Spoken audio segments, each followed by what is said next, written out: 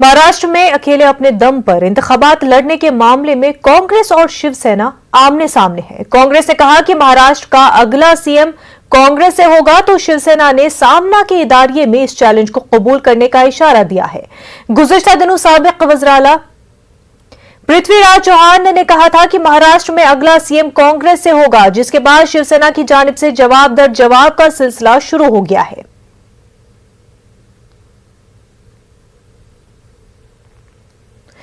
महाराष्ट्र में कांग्रेस और शिवसेना में चल रही सियासत पर बीजेपी लीडर राम कदम ने दरअमल का इजहार किया है।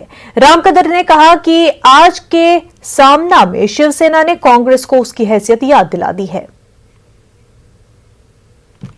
महाराष्ट्र के कांग्रेस नेताओं को शिवसेना नेता और महाराष्ट्र के मुख्यमंत्री ने यह तक कह दिया कि वे यदि अकेले चुनाव लड़ने की बात करते हैं तो लोग उन्हें जूते से मारेंगे। दिन प्रतिदिन हर रोज महाराष्ट्र के दोनों दल कांग्रेस को अपमानित कर रहे हैं।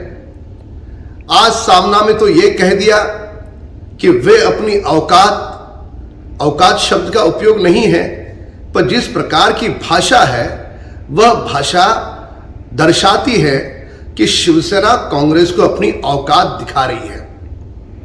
सवाल यह उठता है कि जब से ये तीनों दल सत्ता में आए हैं, केवल और केवल सत्ता यही इनका मकसद है।